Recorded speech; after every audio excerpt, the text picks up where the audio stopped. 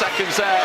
Left hand there for Whittaker and the referee. Lo que estás a punto de ver es la recopilación de los knockouts más brutales, más crueles y más impactantes en toda la historia del boxeo. Golpes que dejaron a los árbitros sin reacción, a las audiencias en silencio sepulcral y a sus rivales con la mirada perdida. Estas peleas cambiaron carreras enteras. Dejaron invictos rotos, campeones humillados y retadores que nunca más volvieron a subirse a un ring. Cada uno de estos knockouts fue una sentencia, y todos dejaron al mundo entero en shock. Agárrate, raza, porque el primero ya empezó. A continuación, en combate de peso completo, Mike Tyson contra Larry Holmes. Empezamos por el rey, por el knockout que todo el mundo vio pero nadie se atreve a explicar lo que realmente pasó esa noche. Antes de ver el golpe, tienes que entender quién era Larry Holmes. No era cualquier viejo retirado, era Larry Holmes, el asesino de Easton, ex campeón indiscutible de los pesos pesados, 7 años reinando, 48 victorias seguidas. El único hombre en la historia que noqueó a Muhammad Ali. El hombre que cuando Ali ya estaba enfermo de Parkinson le dio una paliza que rompió el corazón de todo el mundo. Y un chico de 14 años llamado Mike Tyson lo vio por televisión, llorando, y le prometió a Ali que algún día lo vengaría. 14 años después llegó el día. Holmes tenía 39 años. Estaba retirado hace 3. Volvió solo por el dinero. Y antes de la pelea se rió de Tyson en todas las entrevistas. Dijo que Mike no podía llevar sus guantes. Dijo que lo iba a mandar a casa en el tercer round. Dijo que Ali era un viejo débil y que se lo merecía. En teoría esto tenía todo el sentido del mundo. Holmes tenía el mejor jab de la historia. Tenía experiencia. Tenía inteligencia. Un muchacho de 21 años loco de furia no tenía ninguna posibilidad contra el rey más frío que jamás pisó un ring. En la práctica no compensó absolutamente nada. Desde el primer segundo Tyson no fue a pelear. Fue a cobrar una deuda. Se comió el jab de Holmes como si fueran mosquitos. Se acercaba paso a paso sin prisa, con esa calma sobrenatural que solo él tenía. No estaba peleando contra Holmes. Estaba peleando contra el hombre que le había quitado todo a su héroe, y eso se notaba en cada paso. Al final del cuarto round soltó el golpe. El derechazo salió desde los dedos de los pies. Cargó toda la rotación de la cadera, toda la rabia de 14 años. Toda la promesa que le había hecho a un viejo enfermo que estaba sentado en primera fila esa noche. Subió por el torso, viajó por el brazo derecho como un cable de acero y explotó en la mandíbula de Holmes con el sonido de un tronco partiendo en dos. Holmes no se tambaleó, sus ojos simplemente se apagaron. Se quedó de pie 2 segundos más, como un muñeco, y luego cayó de lado completamente rígido, como si alguien le hubiera cortado los cables. La lona recibió su cuerpo con un sonido seco. Ese sonido de un sueno rompiéndose. El estadio se quedó completamente mudo. Holmes se levantó 3 veces y Tyson lo tumbó 3 veces. Cada vez con menos esfuerzo, con más precisión, con esa frialdad de cirujano que ya estaba cansado de su trabajo. Hasta que el árbitro lo paró. Después de esa noche Larry Holmes nunca volvió a ser el mismo. Nunca volvió a hablar mal de Ali. Nunca volvió a reírse de nadie. Mike Tyson no solo le ganó una pelea, le borró el alma. Le borró esa sonrisa que tenía en las fotos con Ali destrozado. Esa sonrisa de hombre que sabe que ganó donde nadie podía ganar. Esa sonrisa nunca volvió a aparecer, porque Tyson se la había arrancado a golpes en Las Vegas, en una noche de enero que Holmes quiso olvidar toda su vida. Ahora llega un combate de peso completo. Mike Tyson contra Andrew Golota. Y si pensaste que ese era duro, agárrate porque viene lo más cabrón. Andrew Golota era un gigante polaco de 2 metros y 120 kilos. El hombre más fuerte que había pisado un ring en los 90. Había noqueado a todo el mundo. Era sucio, era brutal, era absolutamente temible. Y antes de la pelea dijo una sola cosa: Tyson es un enano, yo lo rompo en 2. En teoría tenía toda la razón. Era más alto, era más fuerte, golpeaba más duro. Todo el mundo pensaba que esta iba a ser la pelea en la que finalmente alguien mataría a la bestia. El manager de Golota daba entrevistas asegurando que Tyson no duraría ni 4 rounds, que el poder de Golota era algo que Mike no había visto jamás en su vida. La prensa europea apostaba todas sus fichas al polaco. En la práctica duró 2 rounds. Desde el primer campanazo Golota intentó intercambiar golpes con Tyson. Y después del primer impacto te podías ver en sus ojos que entendió que había cometido el peor error de su vida. Tyson lo martillaba contra las cuerdas. Le metía golpes al cuerpo que le doblaban las rodillas. Golota recibía golpes que hubieran matado un caballo y seguía de pie, pero sus ojos ya estaban en otro planeta. La mirada perdida de alguien que acaba de despertar de un sueño del que no recuerda nada. Estaba peleando contra algo que no podía comprender. Al final del segundo round, la campana sonó. Golota se volvió, caminó directamente a su esquina, se quitó los guantes y dijo: no salgo más. 14,000 personas en el estadio se quedaron mudas. Y luego estallaron de ira. Empezaron a tirar todo lo que tenían a mano: cervezas, palomitas, teléfonos, monedas. Golota salió corriendo del ring rodeado de seguridad mientras la gente le tiraba basura. No se quedó ni para escuchar el resultado. Salió corriendo al vestidor, se metió en su auto y se fue directamente al aeropuerto. Esa misma noche se volvió a Polonia. No celebró, no dio declaraciones, solo se fue. Nunca volvió a ser el mismo. Después de esa pelea, Golota tenía miedo de todo. Tenía miedo de intercambiar golpes. Tenía miedo de los sonidos fuertes. Mike Tyson no le había dado un knockout. Le había dado un trauma para toda la vida. Y la pregunta que todos nos hacemos es: ¿cuánto le pagó su manager después de eso? Porque ese hombre no volvió a sonar el apellido Golota jamás. Y ahora es el turno del combate de peso completo. Mike Tyson contra Frank Bruno. Ahora viene el que todo el mundo olvida, pero es el más cruel de todos. Frank Bruno era el héroe nacional de Inglaterra, 2 metros de alto, músculos de piedra, el hombre que todo el mundo decía que finalmente iba a matar a Tyson. Antes de la pelea, Bruno dio entrevistas durante 3 meses. Dijo que iba a noquear a Tyson en el primer round. Dijo que lo iba a arrastrar por todo el ring. Dijo que Mike era un payaso, un criminal, que no merecía ser campeón. Bruno era el gran proyecto inglés, el hombre que iba a traer el título de vuelta a la madre patria. Los diarios ingleses apostaban todo, el pueblo inglés lo idolatraba. Tyson no dio ni una sola entrevista. Cuando un periodista le preguntó qué le respondía a Bruno, él solo dijo: ya lo verán.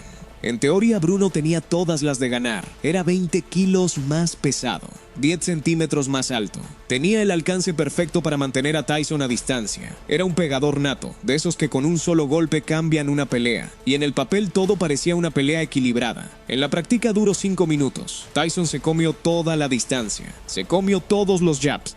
Se metió debajo de los brazos de Bruno, donde no lo podían alcanzar, y empezó a trabajar el cuerpo. Un jab ligado. Un jab ligado, un jab ligado. Golpes que no se ven en televisión, que no hacen ruido, pero que van rompiendo las piernas por dentro. Bruno empezó a moverse raro, a sostenerse de las cuerdas, a buscar el clinch como un niño busca la mano de su mamá. Y en el tercer round soltó el gancho. Salió desde abajo de la guardia. Bruno ni lo vio venir. Subió desde la profundidad del cuerpo de Tyson. Viajó por el brazo izquierdo como una serpiente y explotó en la mandíbula del inglés con la fuerza de un tren de carga. Llegó con tanta potencia que los guantes de Bruno chocaron uno contra el otro detrás de su cabeza. El protector bucal salió volando. Bruno cayó de espaldas y se quedó mirando al techo con los ojos abiertos, completamente inconsciente. La lona recibió su cuerpo como quien recibe a un rey derrotado. Y el árbitro ni siquiera tuvo que contar, porque todo el mundo supo que esto se había acabado. Después de esa pelea, Bruno se retiró. Se volvió presentador de televisión. Hizo programas para niños y muchos años después admitió en una entrevista: yo todavía oigo ese golpe. Todavía me despierto por las noches pensando en él. El hombre más duro de Inglaterra, el Toro de Londres, destruido por un gancho al mentón que todavía le sonaba en sueno. Llega el combate de peso completo entre Mike Tyson y Carl Williams. Y aquí viene algo que muy pocos conocen. La venganza más personal que Mike Tyson tomó en su vida. Carl Williams era el único hombre en el mundo que podía decir que le había ganado a Mike Tyson. 6 años antes, cuando Tyson tenía 17 años y todavía era un cachorro del programa de Cus D'Amato, Williams le había dado una paliza brutal en un sparring. Williams era un veterano con experiencia, un peleador duro de Filadelfia que se creía superior, y durante 6 años no paró de contárselo a todo el mundo. En todas las entrevistas, en todos los programas, en cada pelea que ganaba decía: yo le gané a Tyson. Yo sé lo que es, él no es nada. Le gané cuando era un niño y le ganaría hoy mismo. En 1989 finalmente tuvieron la pelea profesional. Todo el mundo esperaba una guerra. Los fanáticos de Williams estaban seguros de que el veterano iba a cobrar otra vez. Williams entró al ring con esa sonrisa del que se sabe ganador, saludando al público como si ya tuviera el título. Duró 91 segundos. Tyson soltó un gancho de izquierda. Salió desde la guardia, subió en diagonal, cortó el aire. Williams ni se movió. Se quedó de pie completamente rígido, inconsciente, durante 3 segundos enteros, sus ojos abiertos, mirando al vacío, sin ver nada, como un edificio al que le dinamitan los cimientos, y luego cayó de cara contra la lona con el sonido de una persona que acaba de dejar de existir. El árbitro lo contó hasta 10. Williams ni se movió. Tuvieron que traer médicos para sacarlo del ring, y cuando finalmente desperto en el vestidor, lo primero que pregunto fue qué día era. Después de esa noche, Williams nunca volvió a mencionar el sparring. Nunca volvió a decir el nombre de Tyson en público. Le habían borrado 6 años de fanfarronada de un solo golpe, y la prensa de Filadelfia, que tanto lo había apoyado, lo dejó de lado en menos de una semana. Eso es lo que hace un gancho al mentón. Te borra el pasado, te borra el presente, y te deja tirado en la lona como un costal de papas. A continuación, en combate de peso completo, Mike Tyson contra François Botha. Esta es mi favorita, la más pura, la más Tyson de todas. Era 1999. Tyson acababa de salir de la cárcel. Todo el mundo decía que ya había terminado, que ya no tenía la fuerza, que ya no tenía el hambre, que esos 3 años en prisión se lo habían comido vivo. La prensa especializada lo daba por acabado. Sus propios promotores no estaban seguros de poder armar otra pelea grande con él. Y su rival era François Botha, un sudafricano duro como una roca, con un mentón de cemento, que había dicho que iba a retirar a Tyson para siempre. Botha era un perro, sucio, fuerte, sin ninguna elegancia, un pegador de los que te rompen la cara solo por molestar. Durante 4 rounds Botha le ganó, claramente. Tyson estaba lento, estaba cansado, estaba perdido. Sus combinaciones ya no tenían la velocidad de antes, y Botha lo presionaba contra las cuerdas con golpes al cuerpo. Al final del 5º round, Botha le pegó después de la campana. Le dio un derechazo en la cara cuando Tyson ya había bajado los brazos. Y se rió. Literalmente se paró frente a Tyson, lo miro a los ojos y se rió en su cara. Y entonces, mi gente, fue cuando el mundo se detuvo. Verás cambiar los ojos de Tyson. Hasta ese momento había estado peleando como cualquier otro hombre. En ese momento, volvió la bestia. La misma bestia que noqueó a Holmes. La misma que noqueó a Spinks. La misma que hizo temblar a todo el mundo en los 80s. No lo hizo con palabras, no lo hizo con gestos, lo hizo con la mirada. Esos ojos tranquilos que de pronto se convirtieron en 2 brasas. No dijo nada, no hizo ningún gesto, solo se volvió a su esquina. Sonó la campana del 6º round. Tyson salió caminando directamente hacia Botha. No esquivo ningún golpe, no lanzo ningún jab, no intento boxear. Solo camino, con los ojos clavados en el sudafricano. Con esa calma sobrenatural de los que ya saben cómo va a terminar. Ambos lanzaron un derechazo al mismo tiempo.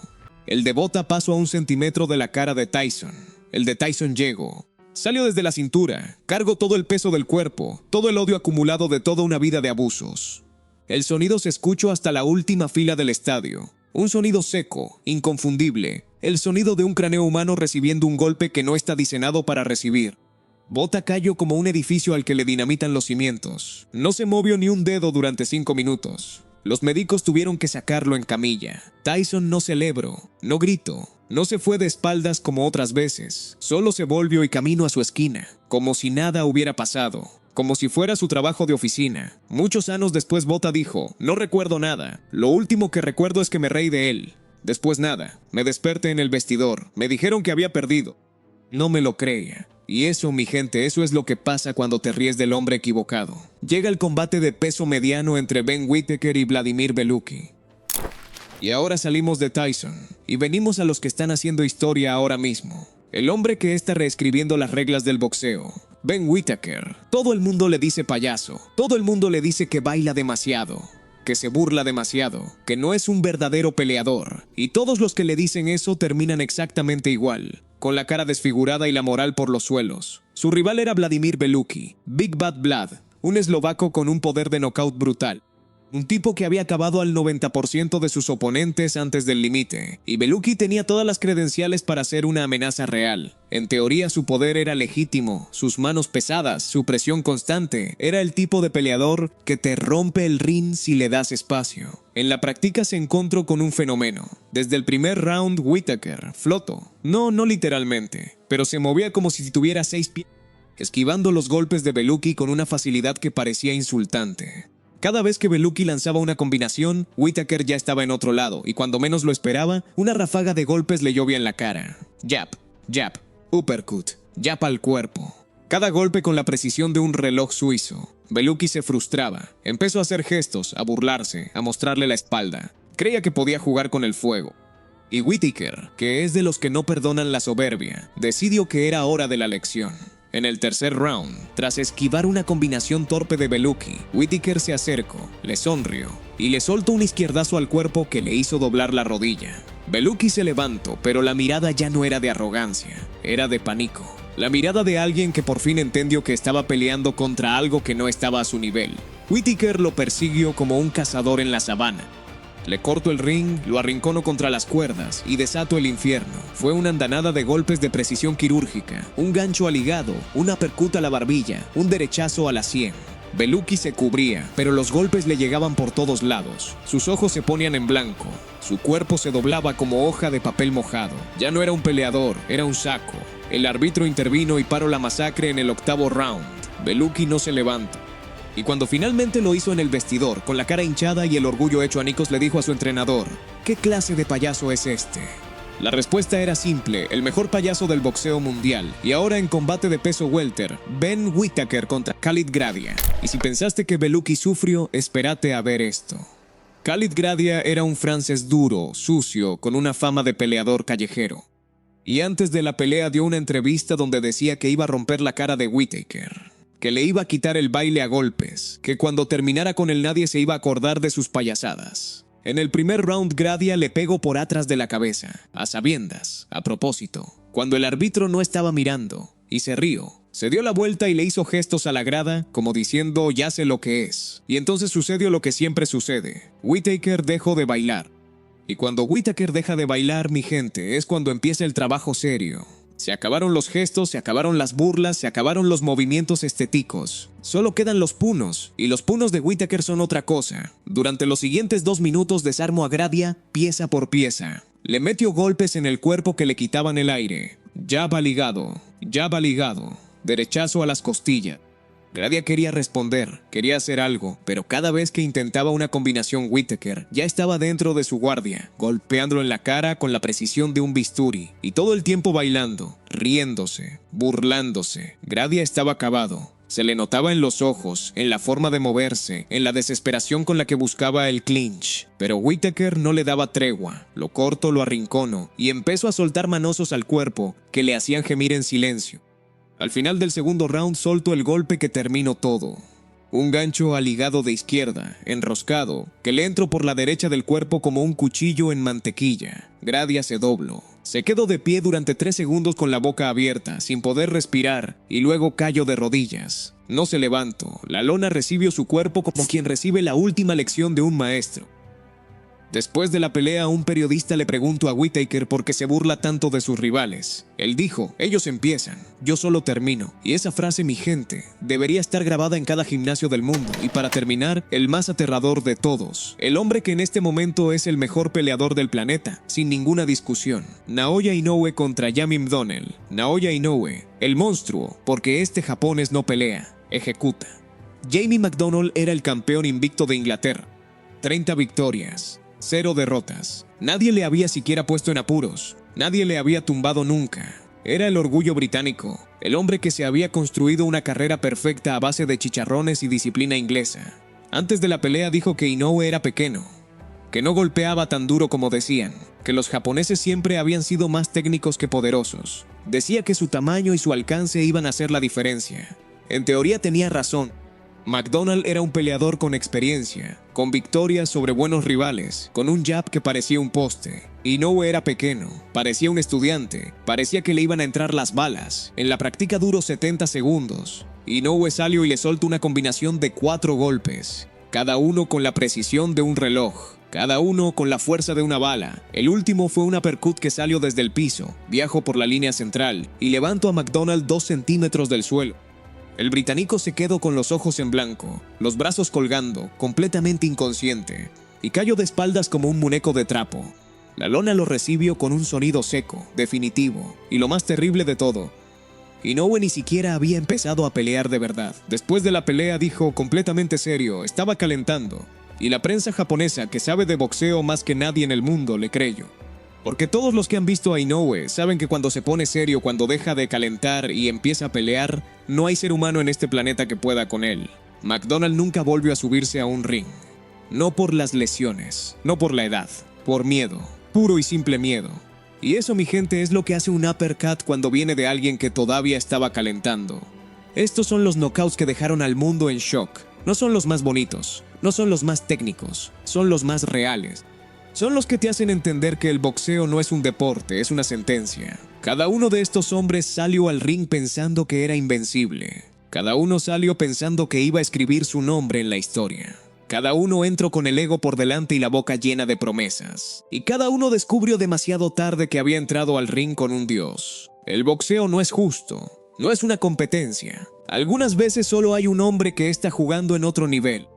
Y cuando te cruzas con él, no hay nada que puedas hacer. No hay entrenamiento, no hay estrategia, no hay coraje que te salve. Solo hay un golpe y un silencio. Y el resto es historia. El silencio del estadio cuando Holmes se cayó. El silencio del público cuando Golota salió corriendo. El silencio del árbitro cuando Bruno no respondió. El silencio del camerino cuando Williams despertó. El silencio del mundo entero cuando Botha no se levantó. El silencio de la televisión cuando Whittaker le apagó la sonrisa a Gradia. Y el silencio japonés, ese silencio respetuoso que solo los fanáticos del boxeo entienden, cuando Inoue terminó a McDonald en 70 segundos. Todos esos silencios son lo mismo. Es el sonido del boxeo puro, el sonido de un hombre entendiendo que no es un hombre lo que tiene enfrente, sino una verdad. Y esa verdad siempre, siempre gana. Si alguno de estos te dejó helado, suscríbete al canal, deja un like y comenta abajo cuál fue el que más te impactó. Nos vemos en el próximo video.